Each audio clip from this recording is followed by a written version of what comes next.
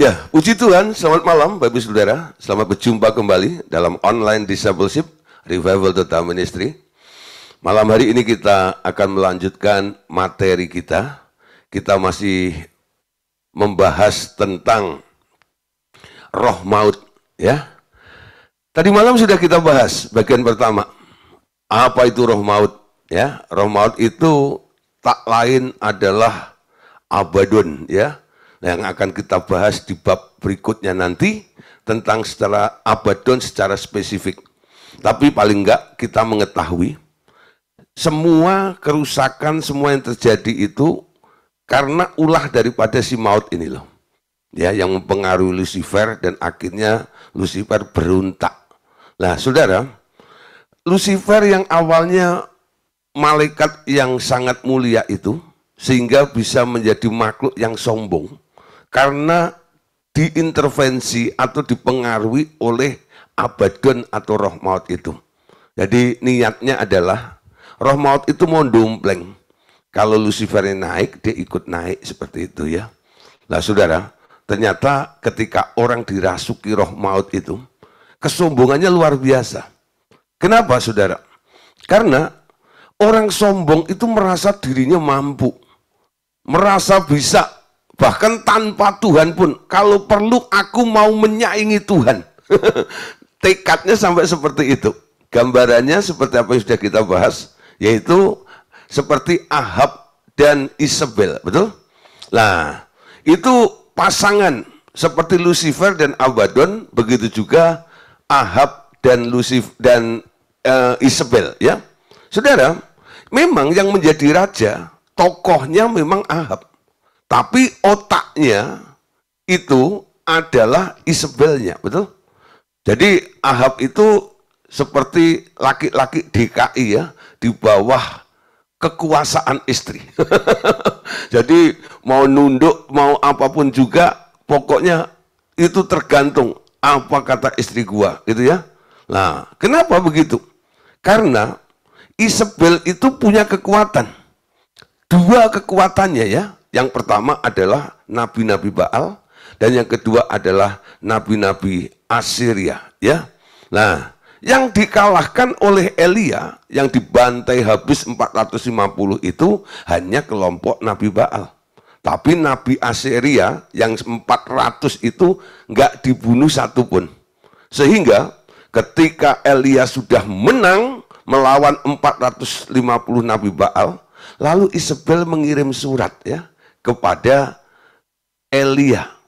Itu nabi besar yang sudah mengalami kemenangan besar itu, dapat sepucuk surat langsung ciut. Langsung ketakutan, bahkan down. Lalu dia bilang, aku mati saja deh. Tuhan bunuh aku saja deh, matiin aku saja. Kenapa saudara? Karena surat yang ditulis oleh Isabel itu disertai power, kuasa. Siapa? Dari Assyria itu, ya. Nah, Assyria itu adalah roh maut. Ketika orang didatangin oleh roh maut, ya, dihinggapi oleh roh maut, biasanya yang pertama muncul adalah takut. Kalau roh maut itu terus intervensi, ya, mengintimidasi dan sebagainya, nanti akibatnya orang yang takut itu terus mencelakai dirinya sendiri, lalu mulai berupaya untuk membunuh orang itu, ya. Si maut itu pekerjaannya seperti itu. Lah Bapak Ibu Saudara, tapi kita tahu ya, ada Tuhan, ada Allah yang besar yang telah melepaskan kita dan kita sekarang ada di pihak Allah yang dahsyat itu. Semua, walaupun mereka hari ini mungkin begitu jaya dengan kekuatannya, tapi akhirnya kita tahu apa yang dialami oleh Ahab dan Isabel. Matinya mati konyol, betul? Mati nggak terhormat, darahnya dijilat anjing. Bahkan Isabel itu dilempar dari loteng, dari jendela. Ketika orang akan menguburkannya, itu dagingnya hilang semuanya. Tinggal kepala, tinggal tangan, tinggal kaki gitu ya. Nah, nggak tahu dimakan apa. Seperti itu ya. Nah saudara, itulah hubungan manusia dengan roh maut itu ya. Tapi kita tahu bahwa ketika Tuhan Yesus bangkit dari kematian, dia telah mengalahkan maut tersebut. Nah, saudara, malam hari ini kita akan membahas kelanjutannya. Kelanjutannya adalah musuh terakhir, ya. Musuh terakhir, apa dan siapa yang dimaksud menjadi musuh terakhir itu? Allah Bapa berkata, tugas anakku telah selesai di atas kayu salib. Kini tinggal tugasku mengalahkan roh yang terakhir ini. Alkitab menyebutnya sebagai roh maut, musuh terakhir. Disitulah saatnya aku akan terjun ke dalam peperangan melalui orang-orang seperti engkau. Aku hendak memberikan semua hikmat untuk menghancurkan roh maut dan memimpin roh-roh yang lain di bawahnya, berlutut di bawah kaki anakku. Jadi Allah Bapa berkata, tugasnya Tuhan Yesus sudah selesai di kayu salib. Ya. Sudah genap. Sudah selesai. Kini tugas daripada Allah Bapa sendiri mulai berjalan, ya. Agenda Bapa. Apa itu tugasnya? Tugas Bapa tadi dikatakan, kini tinggal tugasku untuk mengalahkan roh yang terakhir ini. Dan roh yang terakhir ini Alkitab menyebutnya sebagai roh maut, ya, roh maut, musuh terakhir. Nah, saudara, disitulah saatnya Bapak akan terjun ke dalam medan peperangan ini. Caranya bagaimana? Bapak bisa perang dengan roh-roh maut ini. Ternyata idenya adalah dia mau melibatkan Bapak Ibu Saudara. Tadi dikatakan melalui orang-orang yang seperti engkau, seperti kita ini. Sekarang Bapak hendak memberikan semua hikmatnya untuk menghancurkan roh maut dan memimpin roh-roh yang lain supaya tunduk dan berlutut di bawah kakinya Tuhan Yesus. Dasarnya di mana, saudara? 1 Korintus 15 ayat 25 sampai ayat yang ke-27. Yuk kita baca sama-sama.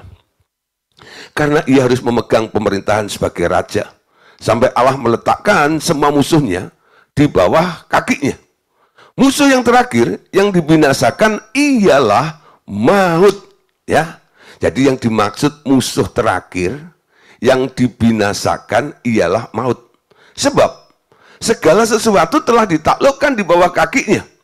Tetapi kalau dikatakan bahwa segala sesuatu telah ditaklukkan, maka teranglah bahwa ia sendiri yang telah menaklukkan segala sesuatu di bawah kaki Kristus itu tidak termasuk di dalamnya.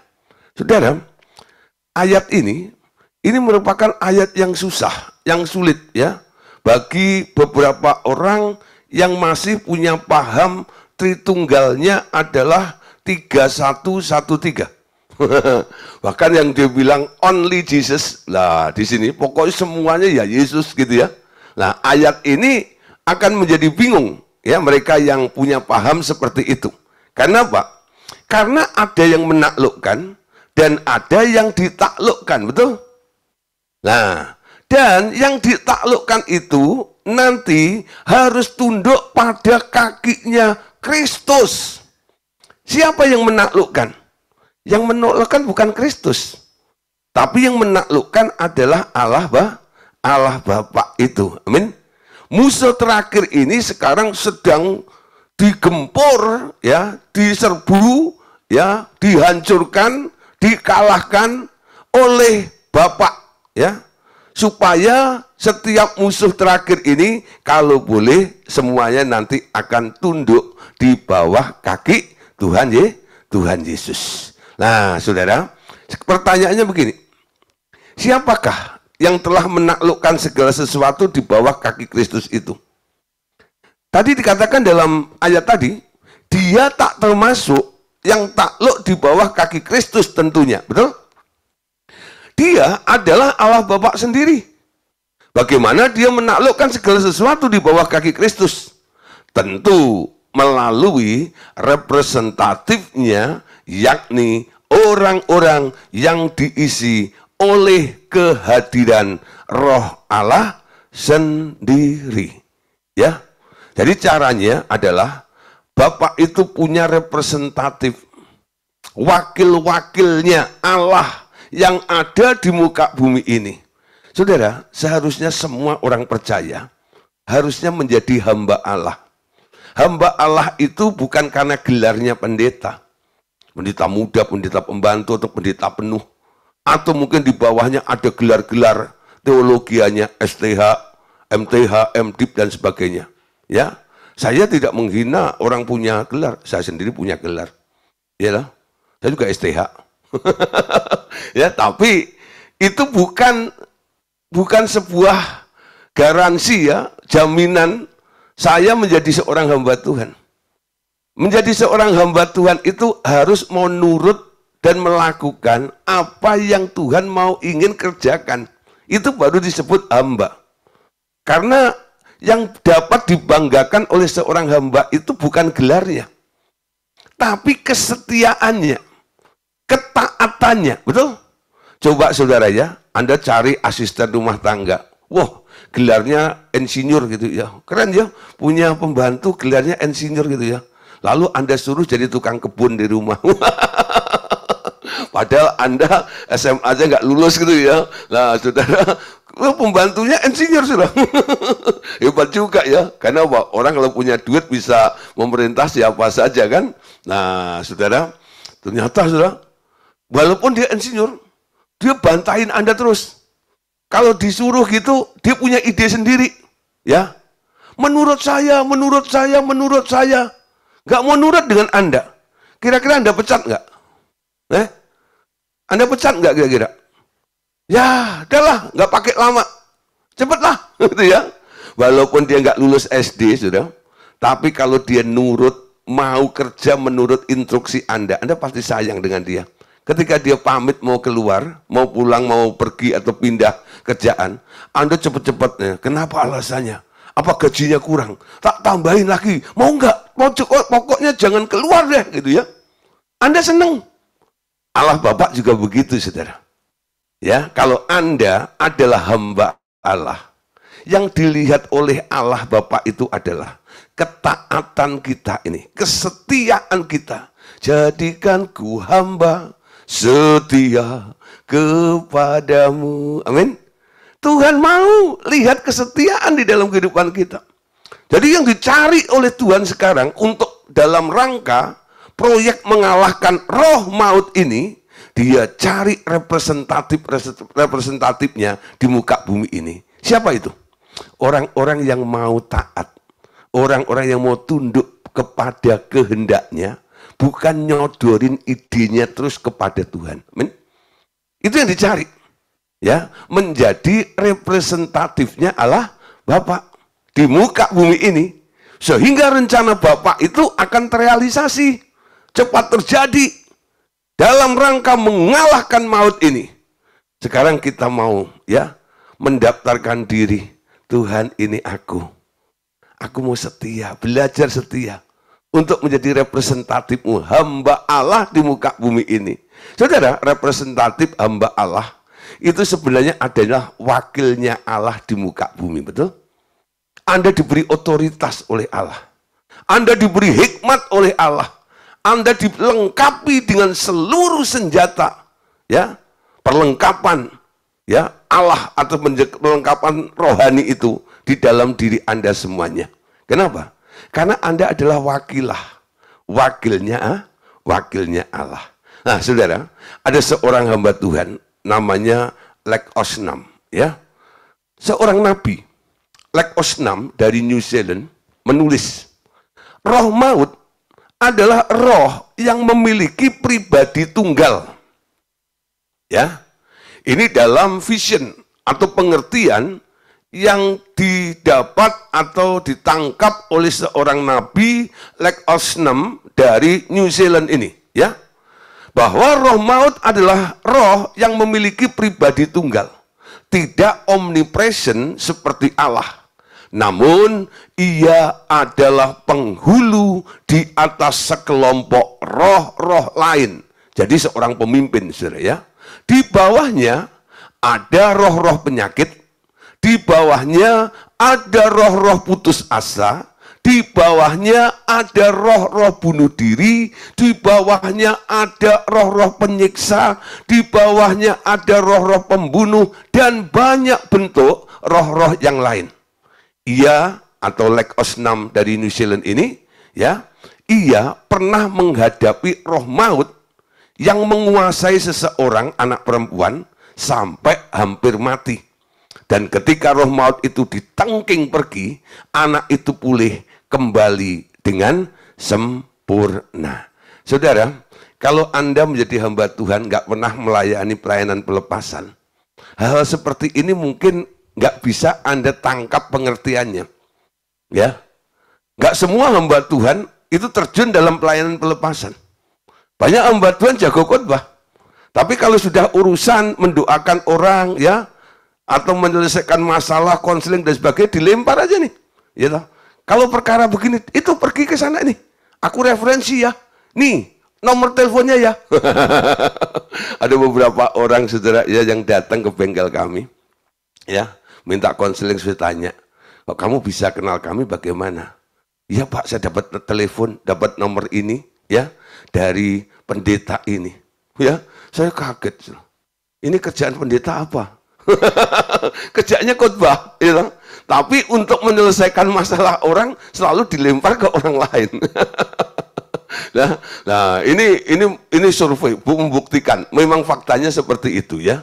Nah, saudara, ternyata ketika kita tekun dalam pelayanan pelepasan, kita akan menjumpai apa yang ada di dalam diri orang-orang yang sedang bermasalah itu. Aneka ragam roh menguasai orang tersebut. Mungkin saudara, manifestasinya yang Anda lihat terjadi di dalam tubuh fisik orang itu, mungkin orang itu lagi sakit, dia sedang patah semangat, mungkin sedang bangkrut ini dan itu dan sebagainya. Ternyata saudara, itu dampaknya. Dampak dari apa? Dari hadirnya roh-roh yang ada di dalam tubuh orang itu. Ya. Bahkan saya melihat ya, beberapa penyakit yang terjadi di dalam diri seseorang. Memang ada orang yang pola makannya atau cara hidupnya nggak sehat gitu ya. Itu ada juga mengakibatkan sakit.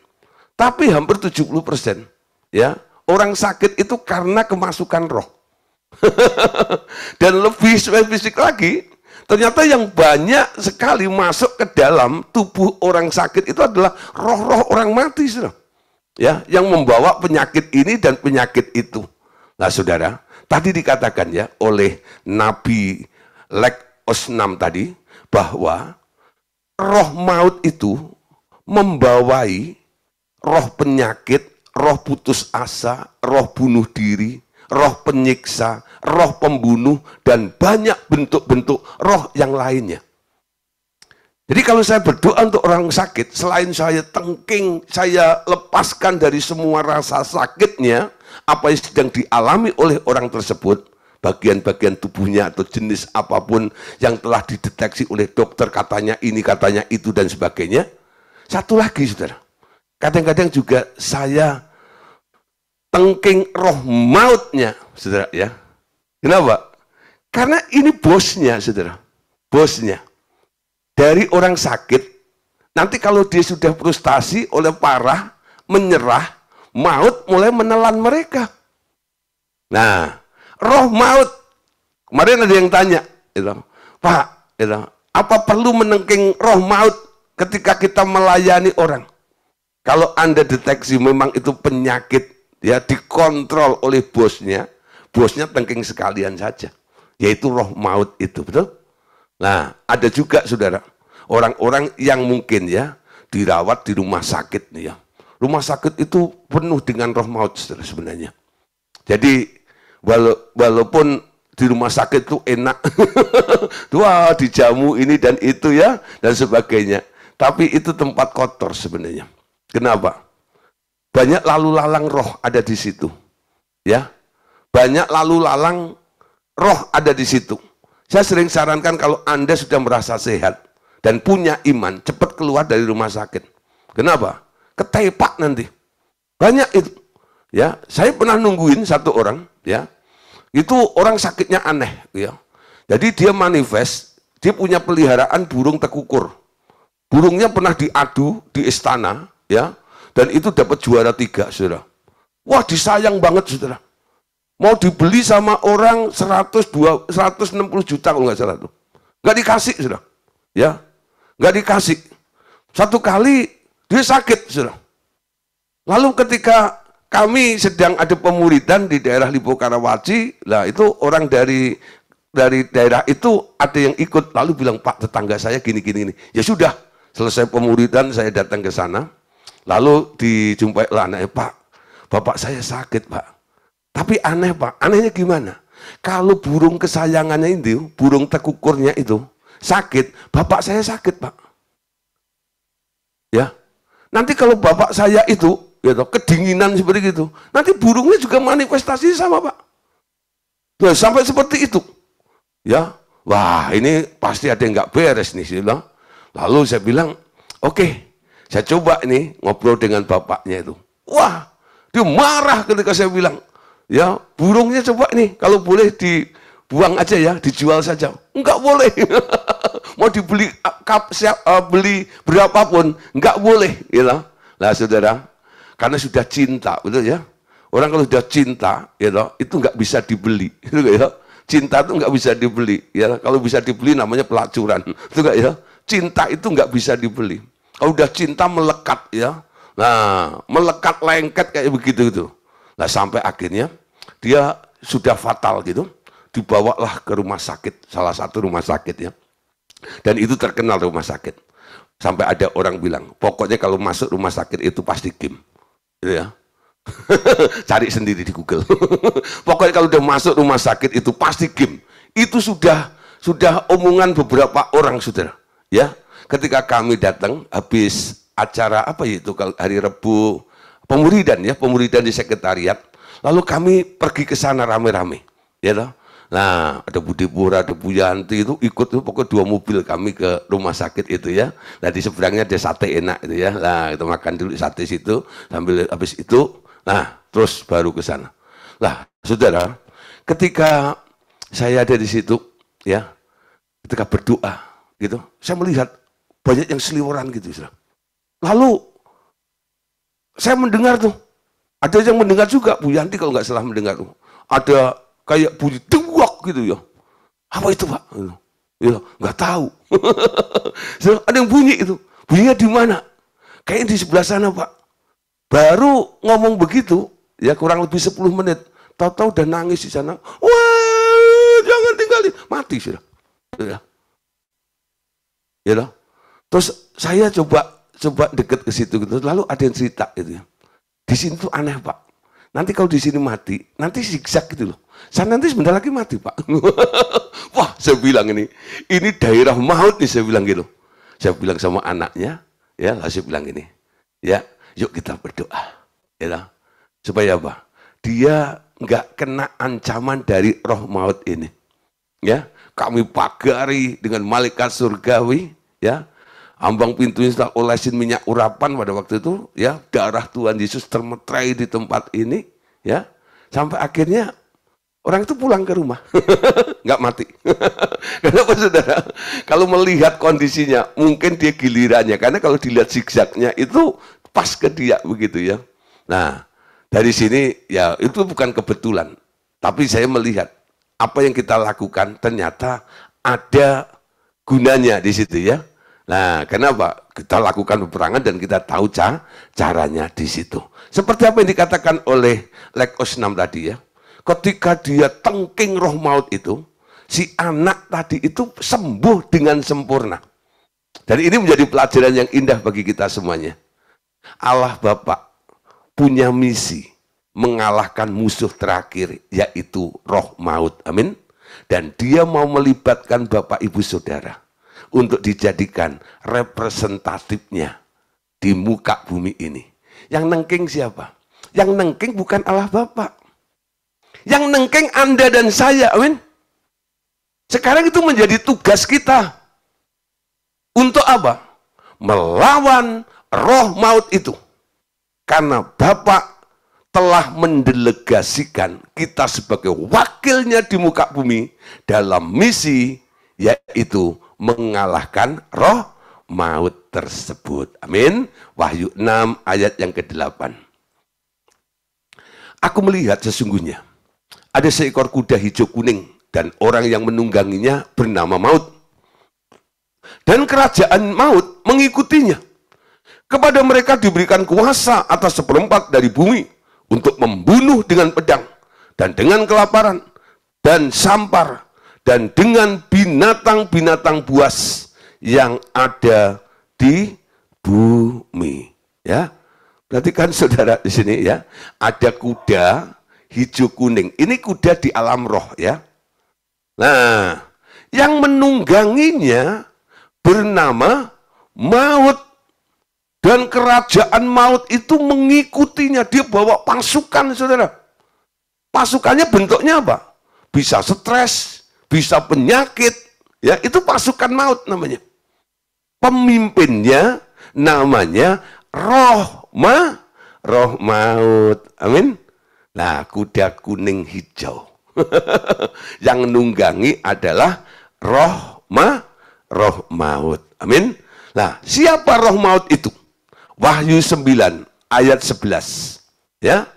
Wahyu 9 ayat 11, ya. Angkanya fantastik ya. 911. Wow. Wahyu 9 ayat 11. Raja yang memerintah mereka ialah malaikat jurang maut. Namanya dalam bahasa Ibrani ialah Abaddon dan dalam bahasa Yunani ialah Apollyon. Ya.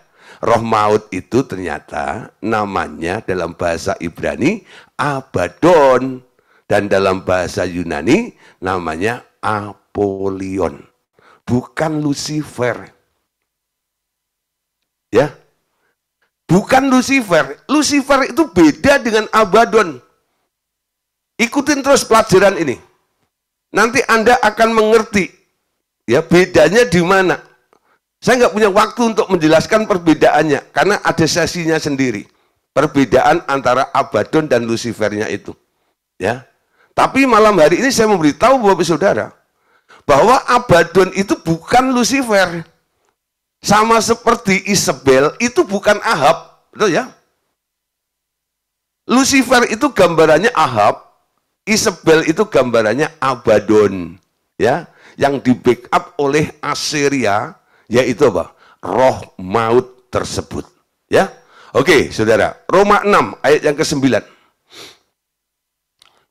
Karena kita tahu bahwa sesudah bangkit dari antara orang mati, Kristus tidak mati lagi, maut tidak berkuasa lagi atasnya. Amin. Kita perhatikan ya. Yesus pernah ditelan oleh maut, betul? Mati 3 hari. Itu artinya ditelan oleh maut. Tapi dengan kuasa Allah, akhirnya Yesus bisa menang atas maut. Nah, saudara, sekarang misi Bapak ini adalah memusnahkan maut. Bagaimana caranya kita bisa memusnahkan maut itu? Caranya, saudara, memusnahkan maut itu tidak bisa langsung habis gitu. Tapi memusnahkan maut itu ternyata dengan bertahap. Ya. Pertama kita lihat di sini. Tuhan Yesus turun ke dunia dan dengan bertahap ia memusnahkan kuasa maut itu. Ia pertama kali membereskan masalah dosa manusia. Lalu ia sendiri memberi diri dikuasai oleh maut. Tetapi Bapaknya telah membangkitkannya karena ia menundukkan dirinya di bawah perintah Bapaknya. Ya. Ini yang dilakukan oleh Tuhan Yesus ya. Pertama apa? Dia turun ke dunia. Dengan bertahap, Tuhan Yesus memusnahkan kuasa maut itu. Dengan pertama, membereskan dosanya. Ya, di dalam diri manusia. lalu memberikan dirinya untuk dikuasai oleh maut. Lalu bapaknya membangkitkan dia karena dia tunduk dan taat kepada bapaknya. Dengan demikian, saudara, ia telah mengalahkan kuasa maut dan mengenakan tubuh yang tak dapat binasa. Demi agar kita yang percaya diberi keberanian menghadap maut sama seperti dia. Karena Allah Bapa telah membangkitkan Tuhan Yesus yang taat kepadanya. Itu memberi kepada kita alasan untuk tak takut kepada maut. Ya, jadi yang mengalahkan maut harus tidak takut dengan maut itu. Ya, jadi kita harus nggak takut dulu nih dengan maut, walaupun maut itu sangat menakutkan, tuh. Elia aja nabi yang besar takut kok. Oh Tuhan, siapakah aku ini? Kalau Anda masih berkonsep seperti itu, ya. Oh Tuhan, siapakah aku ini? Aku tak berdaya, aku tak mampu. Ketika mau datang Anda kabur, ya. Elia aja yang berani gagah perkasa melawan 450 nabi Baal, ketika ketemu maut ketakutan kok. Bagaimana dengan Anda? Nah, saudara, yang pertama, ya, tahap pertama caranya gini. Tahap pertama adalah Allah Bapa akan menghilangkan rasa takut orang percaya dalam menghadapi maut. Ya. Nah, saudara, sekarang kita mulai belajar. Mulai punya pengertian baru. Maut sudah ditelan oleh kemenangan, betul? Paulus ngomong begitu kan? Kenapa Paulus bisa ngomong seperti itu? Statementnya Paulus itu harus kita adopsi. Maut telah dikalahkan. Maut telah ditelan oleh kemenangan. Dengan mengerti maut pernah dikalahkan oleh Tuhan Yesus. Artinya apa? Maut itu sebenarnya bukan sesuatu yang abadi, betul? Bukan sesuatu yang hebat. Buktinya bisa dikalahkan kok, betul? Dengan ngerti bahwa itu bisa dikalahkan, Anda punya keberanian untuk mengalahkannya. Tinggal niru saja. Kalau Yesus bisa mengalahkan maut, ya, Anda pun juga bisa. Gitu loh. Nah, dengan apa yang kita lihat di dalam Yesus, sekarang perasaan takut kepada maut itu berangsur-angsur akan mulai terkikis. Mulai hilang, betul? Nah, mulai hilang. Saudara, kalau orang bicara kematian itu, orang-orang yang nggak punya pegangan, nggak punya jaminan, ya, kalau ngomong kematian pasti apa? Wah, ketakutan, gitu ya, luar biasa. Gimana nanti kalau aku mati, gitu ya. Ya, tapi saudara, kalau Anda tahu, Anda ngerti, Anda bisa melampaui maut itu, Anda akan lihat di sini. Ketika Anda harus menghadapi kematian sekalipun, Anda tidak takut, betul? Paulus itu nggak takut mati, saudara. Itu luar biasa. Hidup bagi Kristus, mati adalah keuntungan. Ya, nah, mutunya sampai seperti itu. Jadi kematian itu bukan kerugian, tapi kematian itu ada sebuah keuntungan. Bahkan Paulus bilang, kalau aku mati artinya aku ketemu Tuhan, ya lah. Bukan ditelan oleh maut. Mati di tangan Tuhan, bukan dicengkeram oleh maut itu. Tapi kalau orang yang takut dengan kematian, ketika mereka mati, matinya dicengkeram oleh maut, dikuasai oleh maut itu. Nah, saudara, tahap yang kedua sekarang. Tahap kedua, ketika Roh Allah Bapa bermanifestasi di dalam orang percaya, dan karena Allah Bapa satu-satunya yang tak takluk kepada maut, maka maut tak dapat membunuh mereka. Bagaimana saudara? Supaya Anda kebal dengan maut itu. Anda harus mengalami manifestasi daripada Bapa itu di dalam kehidupan kita semuanya. Saudara, kepenuhan Roh Kudus itu baik. Mencapai kepenuhan Kristus itu juga baik. Tapi jangan berhenti. Lanjutkan lagi. Anda harus mengalami satu kepenuhan lagi. Namanya adalah kepenuhan Allah Bapa, saudara. Kenapa, saudara? Kalau Anda mengalami kepenuhan Allah Bapa, maut tidak bisa menelan Anda. Kenapa? Karena yang di dalam Anda, yang memenuhi Anda, adalah satu-satunya yang tak pernah takluk kepada maut. Jadi kenapa Anda mengejar, ya bertumbuh, mengejar sampai kepada kepenuhan Bapa? Salah satunya ini, saudara. Orang yang mengalami kepenuhan Roh Kudus, ya, penuh dengan karunia dan sebagainya, bukan berarti orang tersebut nggak bisa ditelan maut, saudara. Ya, banyak sekali sih hamba-hamba Tuhan yang berurapan luar biasa, ya. Maut masih mengancam dalam kehidupannya. Ya, saudara, kenapa bisa seperti itu? Nah, di sini perhatikan. Hanya Allah Bapa satu-satunya yang tak pernah tunduk atau takluk kepada maut. Oleh sebab itu, kita harus mencapai pada tingkatan ini. Mengalami kepenuhan Allah Bapa. Tahap ketiga, saudara. Ketika berita kebenaran ini diberitakan ke seluruh umat manusia, disertai kuasa untuk merebut manusia dari tangan si maut, maka maut semakin kehilangan pekerjaannya di antara manusia. Kenapa ini harus diajarkan? Supaya semua orang dengar, supaya semua orang tahu bahwa Anda dan saya itu bisa menang atas maut dan bisa mengalahkan maut itu. Amin. Dan nggak bisa ditelan oleh maut. Kabar ini harus diberitakan. Kabar ini harus ajarkan. Dan yang keempat, saudara, kita tahu nasib daripada maut itu sendiri. Ya, kelak maut bersama seluruh kerajaannya akan dibuang ke api neraka. Ya, nah, saudara, yuk kita lihat beberapa ayat untuk mendukungnya. 1 Korintus 15, 55, 56. Ya, hai maut, di manakah kemenanganmu? Hai maut, di manakah sengatmu? Sengat maut ialah dosa, dan kuasa dosa ialah hukum Taurat. Ya, Paulus berkata, hai maut, di mana kemenanganmu? Hai maut, di manakah sengatmu itu? Kalau orang takut dengan maut, nggak mungkin bisa ngomong seperti ini, bukan? Hai maut, di mana kemenanganmu? Hai maut, di mana sengatmu itu? Saudara, kalau Lucifer itu menipu Anda dengan tipu dayanya, kan? Tipu muslihatnya. Tapi kalau Abaddon, roh maut ini, dia menyengat Anda.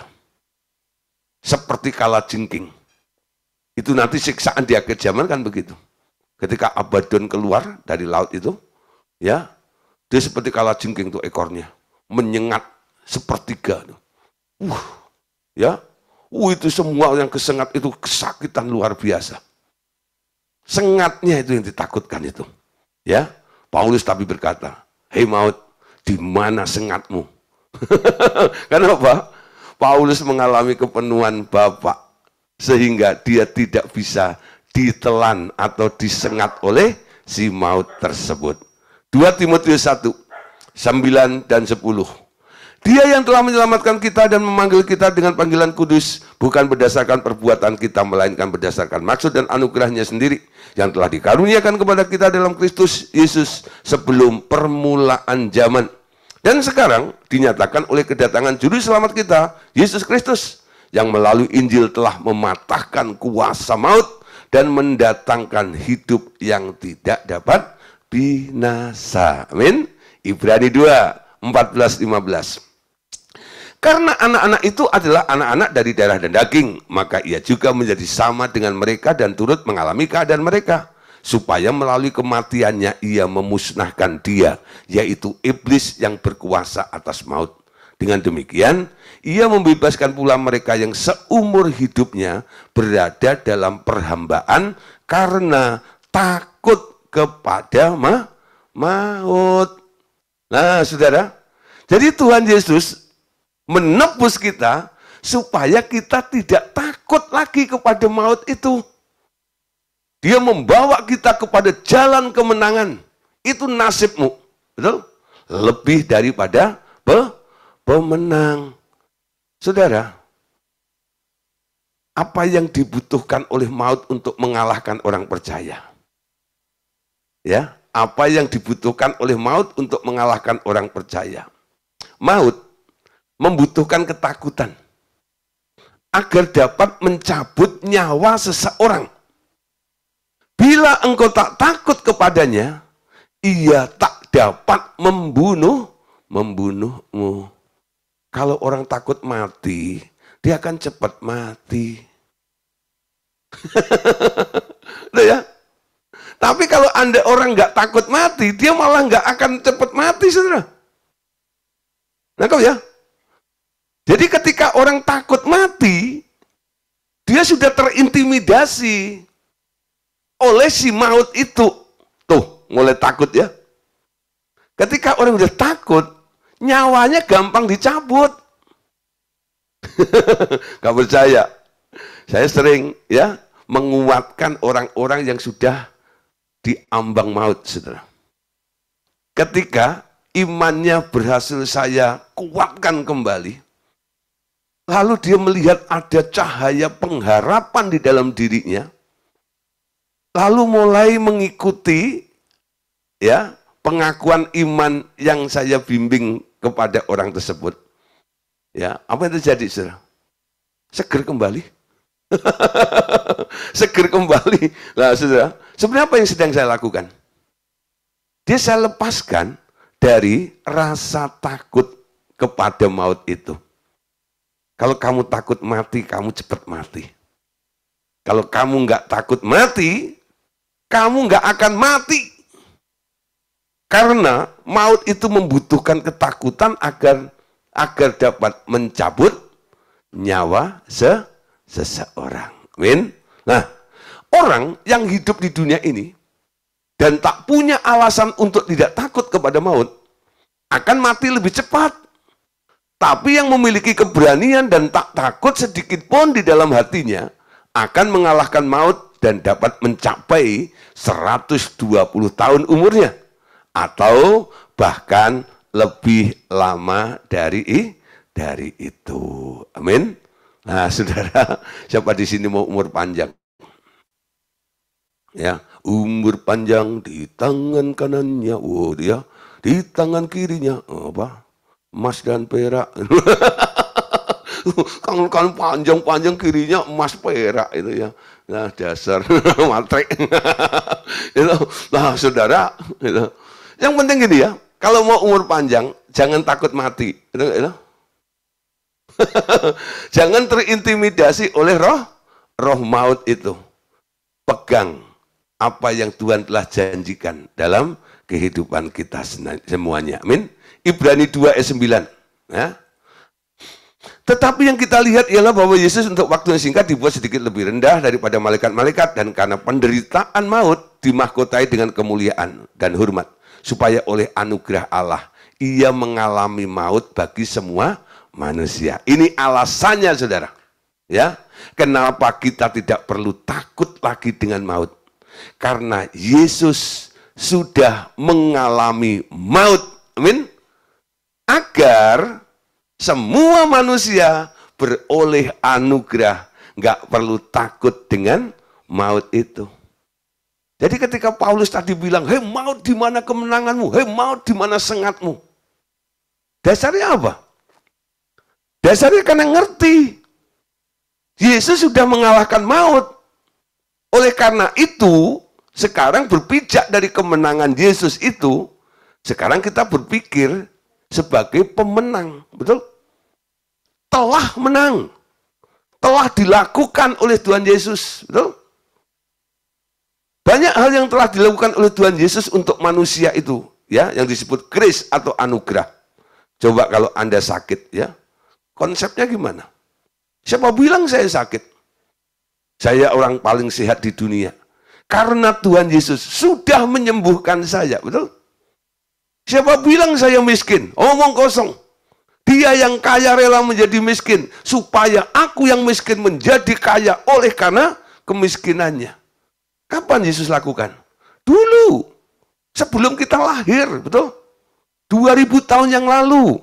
Dan itu bisa kita klaim hari ini. Ya, sebagai apa? Pijakan kita.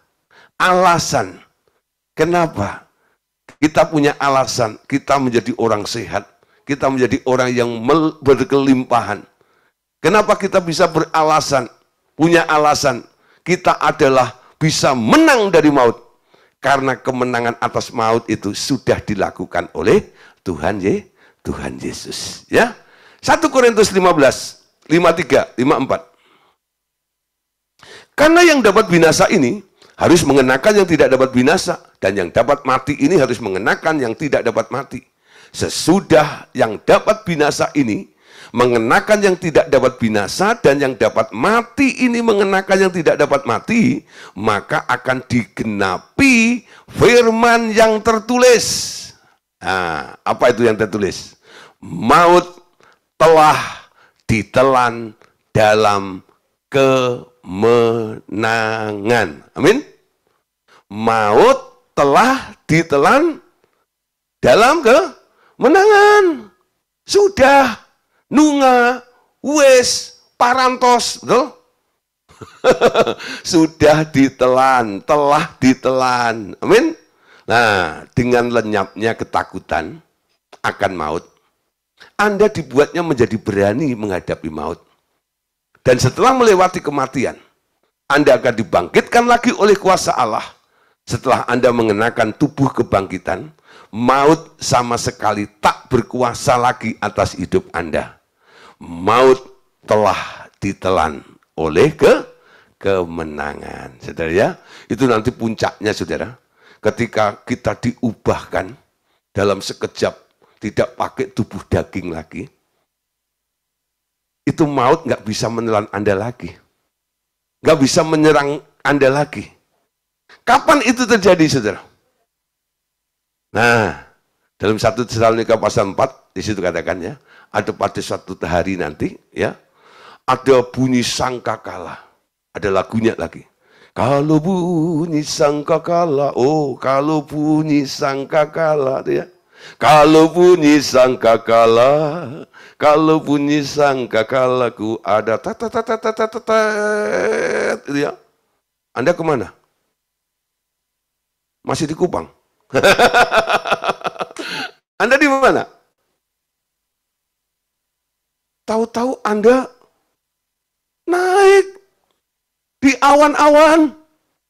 Bajumu yang Anda beli 10 juta itu, ya mahal banget tuh. Ketinggalan semuanya. Sepatumu dari Paris pun ketinggalan di situ tuh. Ya. Wah, hilang semuanya. Karena Anda sudah meninggalkan tubuh yang binasa ini, mengenakan tubuh yang tidak dapat binasa. Dari tubuh daging berubah ke dalam tubuh kemuliaan. Hari Tuhan itulah yang disebut rapture atau pengangkatan. Amin.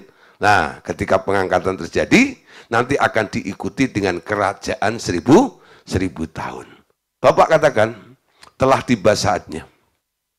Aku sedang membangkitkan pasukan orang-orang dengan membawa kehadiranku yang nyata. Itu adalah saat perang akhir gerejaku yang benar melawan kuasa kegelapan. Itu akhir dari kerajaan si iblis. Iblis akan meninggikan antikris sebagai puncak usahanya bertahan. Namun anakku akan menghancurkan sama sekali dan menawan iblis di jurang tak beralas, jurang maut 1000 tahun lamanya. Anakku membutuhkan pasukan untuk melakukannya. Aku akan memakaimu untuk membangkitkan pasukan semacam itu. Jangan bingung dengan masalah kebangkitan dan jangan bingung dengan masalah pengangkatan atau rapture. Saat itu adalah saat kebangkitan bagi peperangan akhir itu. Itu adalah masa tuaian buah sulung, seperti kata Alkitab. Mereka akan disatukan dengan raja mereka dalam pesta perjamuan kawin anak domba.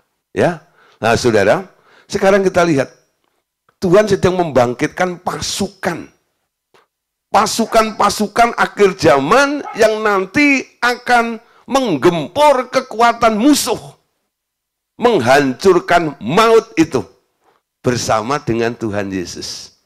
Ya, dalam pelajaran akhir zaman, saudara, nanti juga kita akan bahas, tapi saya akan sedikit singgung, ya, bahwa semua orang yang akan rapture itu, ya, nggak semuanya nanti yang akan ikut turun, betul? Untuk apa? Untuk berperang bersama anak domba itu, betul? Siapa yang menjadi pasukan itu? Orang-orang yang berkualitas. Ingat saudara, prinsip daripada Allah, siapa yang boleh maju berperang, ketika bangsa Israel melawan orang Median, lalu Tuhan membangkitkan Gideon, betul? Disuruh ngumpulin, siapa yang mau ikut perang? Terkumpul 32.000 orang, betul? Lalu Gideon lapor kepada Tuhan, Tuhan terkumpul 32.000 orang. Tapi dibanding dengan musuh kayaknya terlalu sedikit nih. Tapi Tuhan bilang begini, coba bilang sama mereka semuanya ini, siapa yang takut pulang. Nangkep sudah ya? Siapa yang takut mati pulang. Gak layak ikut perang. Nah, nangkep? Ya, gak layak ikut perang. Jadi seleksi pertama apa? Yang takut gak akan diajak perang.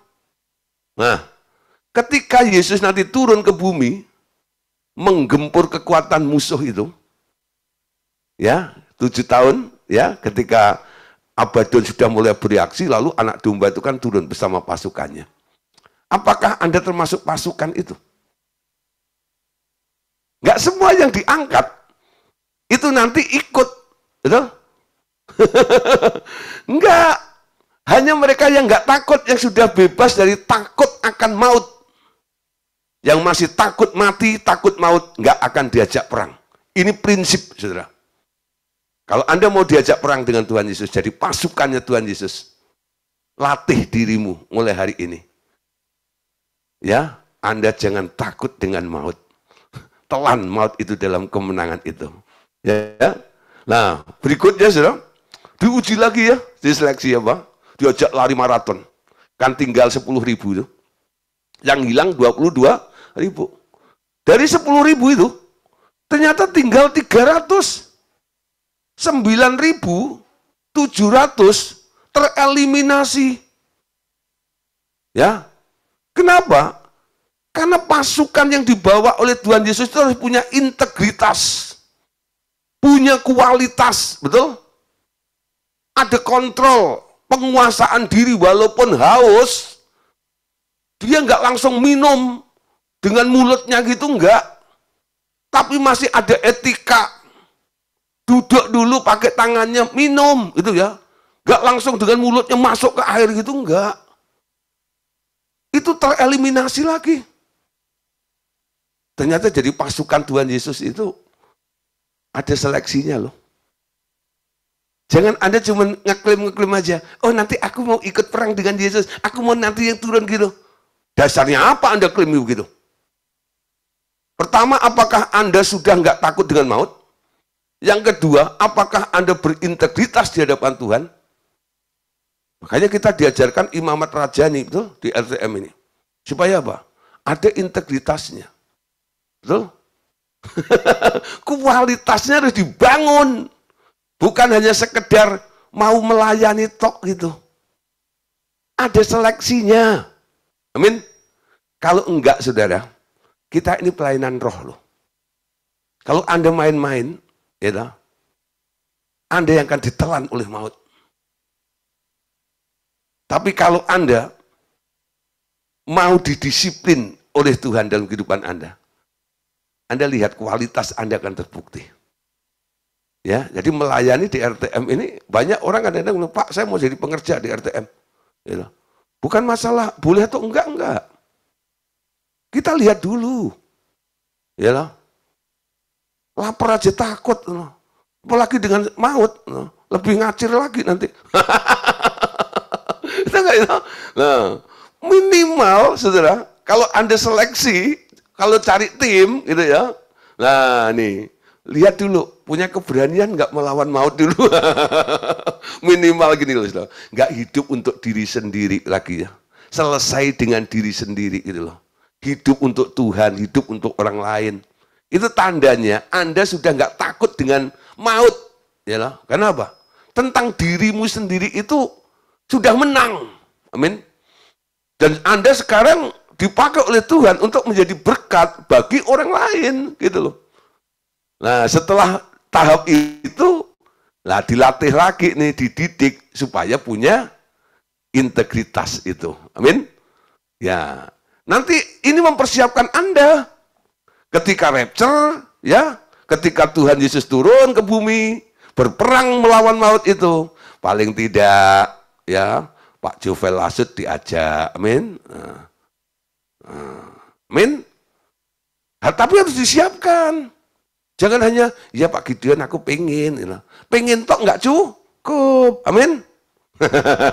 Harus mau belajar. Nah, Wahyu 20 ayat 1-3. Amin. Yuk kita lihat ayat ini lagi. Lalu aku melihat seorang malaikat turun dari surga memegang anak kunci jurang maut dan suatu rantai besar di tangannya. Ia menangkap naga si ular tua itu, yaitu iblis dan Satan. Ia mengikatnya selama 1000 tahun dan melemparkannya ke dalam jurang maut dan menutup jurang maut itu dan memeteraikannya di atasnya, supaya ia jangan lagi menyesatkan bangsa-bangsa sebelum berakhir masa 1000 tahun itu. Setelah itu ia akan dilepaskan untuk sedikit waktu lamanya. Saudara, kenapa ada masa 1000 tahun?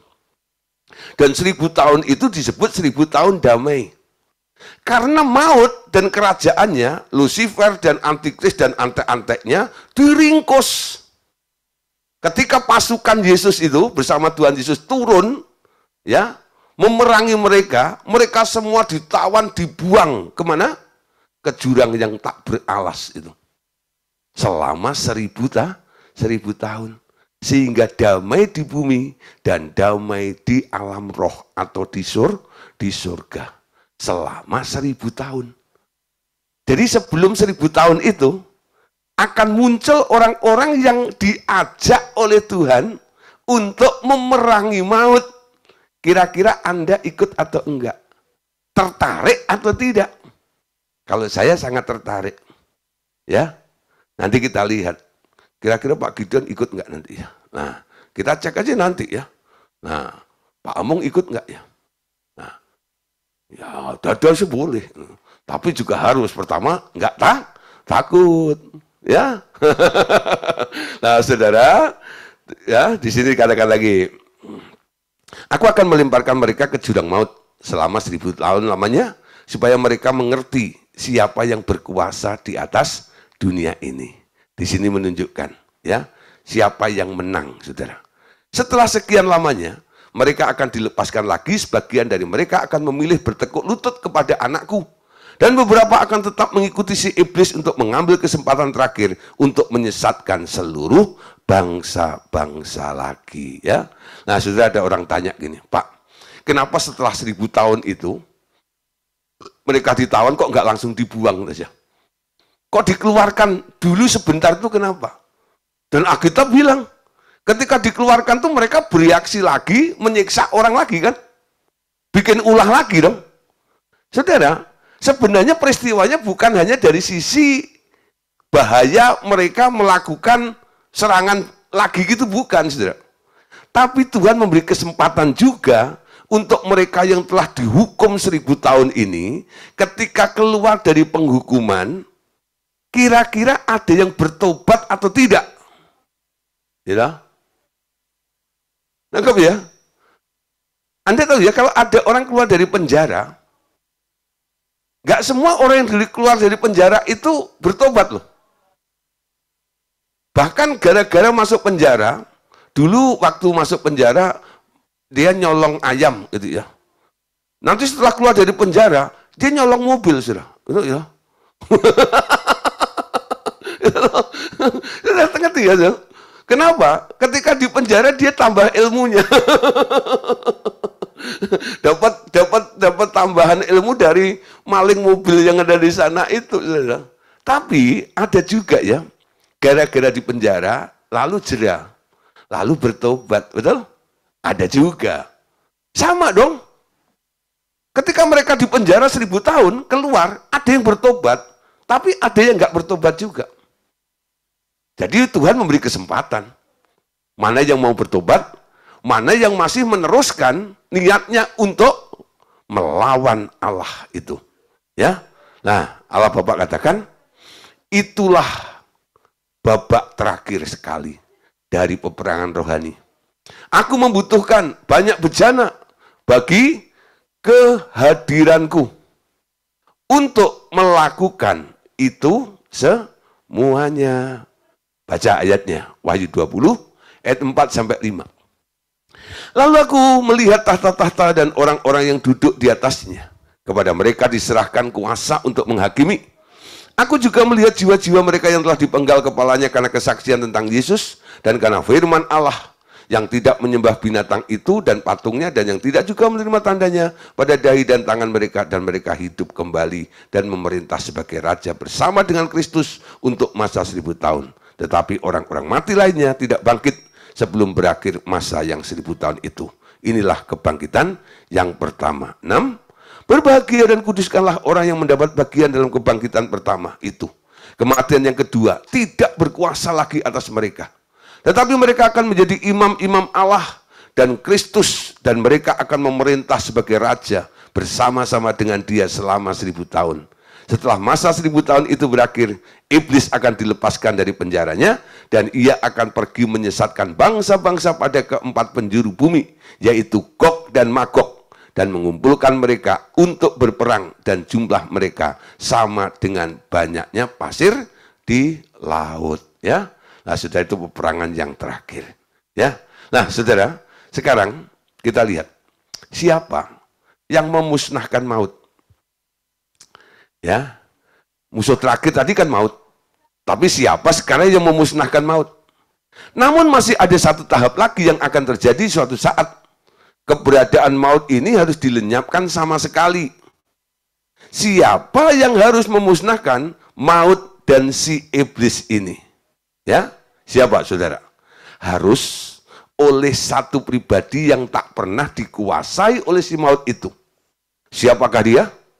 Hanya ada satu, yakni Allah Bapa sendiri. Bagaimana dia melakukannya?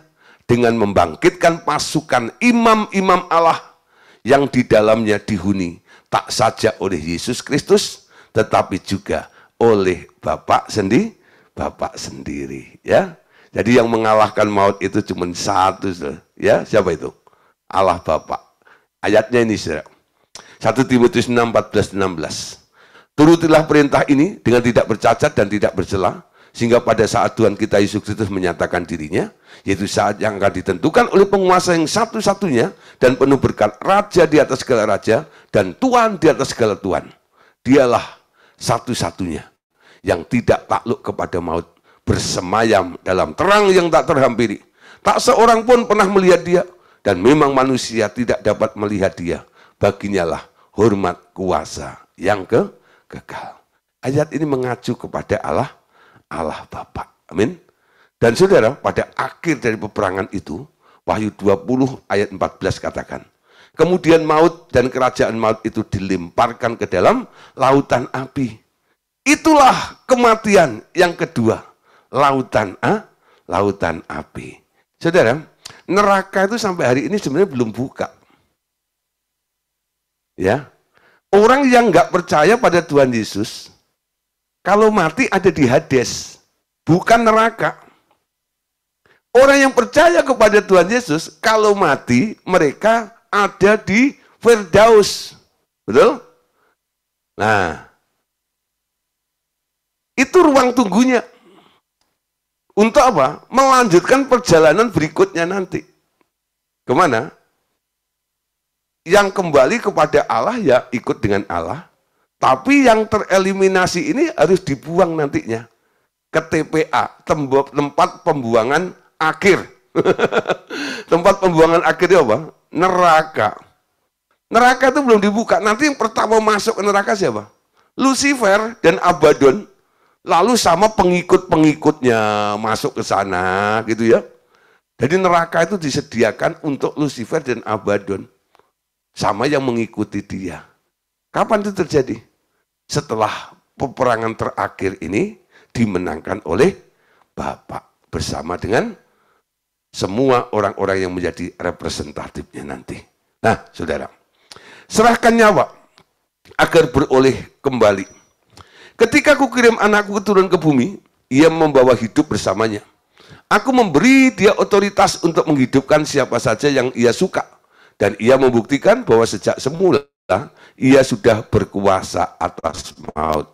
Namun, karena ketaatan kepadaku, ia mau memberi diri dikuasai maut sebentar demi untuk memberi bukti kepada semua orang yang memiliki hidupku bahwa aku mampu membangkitkan mereka yang mengandalkan aku dan melenyapkan rasa takut mereka terhadap maut. Tapi ia hanya memberi hidup itu kepada mereka yang mau meninggikan namaku dengan merendahkan diri dan menerima berita Injil keselamatan itu. Mereka yang menerima kesaksianku tentang anakku adalah orang-orang yang menghormatiku. Ya, nah saudara, jadi melihat apa yang terjadi pada Yesus, ini membuktikan bahwa Bapa bisa melenyapkan semua rasa takut dengan maut itu di dalam diri Yesus. Berikutnya, dia juga bisa melenyapkan pada orang-orang yang percaya kepada Tuhan Yesus. 1 Yohanes 5:9. Kita menerima kesaksian manusia, tetapi kesaksian Allah lebih kuat. Sebab inilah kesaksian Allah, yaitu bahwa ia bersaksi tentang anaknya. Apa yang disaksikan? Yohanes 3:33. Siapa yang menerima kesaksiannya, itu ia mengaku bahwa Allah adalah benar. Ya, jadi menerima Yesus, menerima kesaksiannya, akan mengakui bahwa Allah itu benar. Tentang Bapa itu. Anda mengenal Bapa dan mengalami Bapa di dalam kehidupan kita. Yohanes 5:21-23. Sebab sama seperti Bapa membangkitkan orang-orang mati dan menghidupkannya, demikian juga anak menghidupkan siapa saja yang dikehendakinya. Bapa tidak menghakimi siapapun, melainkan telah menyerahkan penghakiman itu seluruhnya kepada anak, supaya semua orang menghormati anak sama seperti mereka menghormati Bapa. Siapa saja yang tidak menghormati anak, ia juga tidak menghormati Bapa yang mengutus dia. Ya, ia berkuasa ya. Seperti Bapa membangkitkan orang mati, ya, dia bisa lakukan itu ya, menghidupkan, mengalahkan maut, itu artinya. Yohanes 10:17. Bapa mengasihi aku, ini kata Yesus ya, oleh karena aku memberikan nyawaku agar aku menerimanya kembali. Ini yang diucapkan oleh Yesus di atas kayu salib. Dalam kondisi penderitaan, di ambang kematiannya itu, Yesus nggak menjerit ketakutan gitu, enggak ya. Tapi dia bisa lantang katakan apa? Bapak, aku serahkan nyawaku ke tanganmu itu. Dia enggak takut. Yang diucapkan statementnya itu menunjukkan dia tidak sedang dalam keadaan stres, ketakutan. Enggak. Betul? Dia berani menghadapi maut itu. Karena dia percaya kepada Bapaknya. Nah, saudara, kenapa keberanian itu penting? Karena keberanian adalah unsur penting di dalam iman. Tak hanya tidak bimbang, tapi harus lebih dari itu. Keberanian adalah penting bagi mereka yang berangkat berperang, terutama perang terakhir melawan kematian. Maut tak punya kuasa atasmu bila sekali engkau mati secara daging sepenuhnya. Ketakutan itu ada di dalam daging. Seperti anakku yang menyerahkan seluruh keinginannya kepadaku, ia memiliki keberanian untuk menghadapi maut. Bahkan maut sekarang dijadikannya jembatan untuk menyeberang ke daerah kemenangan. Wow, luar biasa ya. Mereka yang masih ketakutan terhadap maut akan diteror olehnya. Selama mereka hidup hanya dengan mempercayai aku dan berlindung di belakangku, seseorang dapat mengatasi teror kematian ini dan menang atasnya. Aku telah membuktikan kesetiaanku ketika aku mengembalikan hidupnya karena ia taat kepadaku. Mereka yang mempercayai hidup mereka, ya, kepadaku juga akan menerima hidup mereka kembali daripadaku. Saudara, kita lihat ya, janji Allah ini luar biasa. Yuk saudara, ya, kita sekarang menjadi generasi yang tak takut dengan maut. Ini yang Tuhan sedang cari. Apakah Anda masuk dalam generasi tak takut maut atau masih ketakutan dengan maut? Ini adalah masa generasi dari orang-orang yang tak akan mati karena tak takut kepada maut. Generasi terakhir yang mengalahkan maut dan berkemenangan karena ini adalah satu-satunya di mana aku memanifestasikan diriku dalam generasi ini. Membangun pasukan yang menaklukkan maut dan memusnahkannya selama-lamanya. Generasi ini juga adalah generasi pengangkatan. Generasi yang tak perlu mengalami kematian. Wow, luar biasa ya. Nah saudara, jadi kalau boleh nih ya kita punya iman. Aku gak akan mati. Aku nanti ikut rapture itu ya. Nah, kalau boleh, imanmu begitu. Ya, pada hari itu aku ikut ya rapture bersama teman-teman yang lainnya itu. Ya, 1 Korintus 15, 51, 52. Sesungguhnya aku menyatakan kepadamu suatu rahasia. Kita tidak akan mati semuanya, tetapi kita semuanya akan diubah. Amin. Dalam sekejap mata, pada waktu bunyi nafiri yang terakhir. Sebab nafiri akan berbunyi, dan orang-orang mati akan dibangkitkan dalam keadaan yang tidak dapat binasa. Dan kita semuanya akan diubah. Saudara, biarlah kita menggenapi apa yang menjadi rahasia yang disingkapkan ini semuanya. Kalau boleh kita tidak mati, tapi boleh menjadi generasi, ya, rapture generation, ya, generasi yang diangkat, mengenakan yang tidak dapat binasa, ya, semua akan diubah dalam sekejap dalam tubuh kemuliaan. Namun saudara, tak semua orang akan mati kata Paulus tadi, dan ini baginya adalah sebuah misteri. Namun ia sendiri mati juga ya, dan belum bangkit setelah tubuh sampai sekarang. Namun saat ini adalah saatnya di mana engkau boleh mengalami transformasi tanpa mengalami kematian. Tak heran engkau harus mengalami penderitaan yang besar. Itu sekarang berubah menjadi kasih karunia. Karena engkau memang dibuat berbeda dari orang yang tidak terpilih.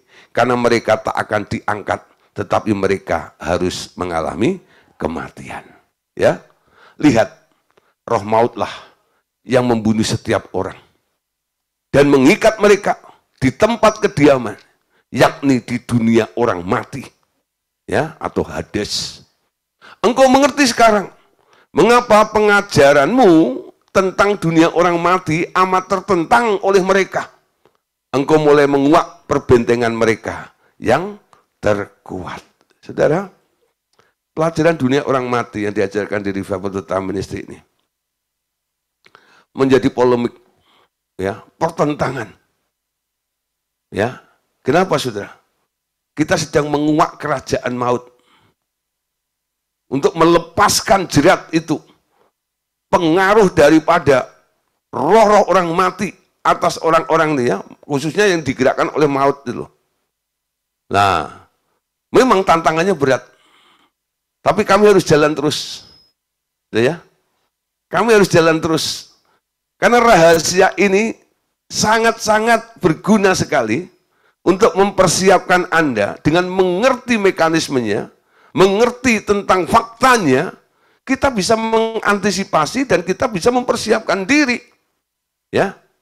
Nah, tapi kalau kita menolak, ya kita nggak ngerti apa-apa. Ketika hari itu datang dan kondisinya mendadak, Anda terkejut-kejut.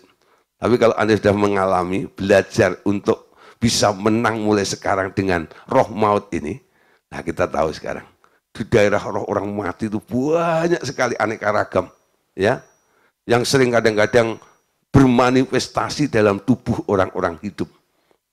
Dan kami melihat dengan hikmat daripada Allah, kami kadang-kadang mampu untuk melepaskan bahkan mengatasi semuanya itu ya. Nah, dan kami bisa membebaskan banyak orang gitu ya. tanpa harus mengalami serangan bertubi-tubi dalam kehidupan kami. Ya, nah saudara, rahasia tentang dunia orang mati ini, kalau Anda ya memang mau untuk mengerti tentang roh maut ini, jangan menolak ajarannya dong. Ya, coba mulai ya paling enggak belajar aja dulu.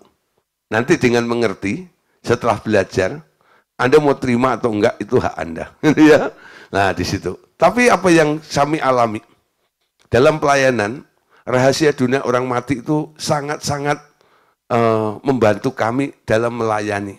Ya, banyak orang-orang yang sulit ya, berkali-kali dilayani, kambuh lagi ya, sampai yang layani capek, yang dilayani lebih capek lagi itu ya. Anda ngerti ya? Coba saudara, kalau Anda dilayani kambuh lagi, dilayani kambuh lagi. Anda yang melayani sampai kapan ini gitu ya? Nah, yang melayani capek, apalagi yang dilayani lebih capek lagi, saudara. Betul nggak lah? Dia capek datang kepada Anda untuk dilayani. Dia lebih dulu capek, gitu nggak lah? Lah yang layani udah capek. Tapi ternyata masalahnya adalah pada misteri ini tentang dunia orang mati. Ya, nah, saudara, lanjut ya. Nah, lihat. Ya, terus ini ya. Mereka berusaha keras menghindarkan semua orang dari pengetahuan ini agar mereka bebas meneruskan program mereka membunuh manusia. Setelah aku menjelaskan hal seperti ini, membuat engkau mengerti keadaanmu, bukan? Relakan dirimu ditolak banyak orang. Aku masih hendak meninggikan engkau sebelum waktu terakhir, bahkan sebelum pengangkatan. Aku akan tetap memegang janjiku dan menjadikan engkau tanda zaman bagiku. Amin. Selesai akhirnya. Ya, saudara, membahas tentang roh maut menarik bukan ya? Nah, saudara, kenapa terjadi kejahatan?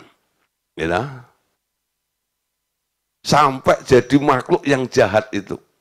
Nah, saudara, kita akan bahas nanti pada hari Jumat ya, tentang penolakan ya, gara-gara ditolak jadi jahat ceritanya gitu loh. Sehingga disebut sebagai roh-roh jahat ya. Pengen dengar Jumat. Tuhan Yesus berkati kita semuanya, amin.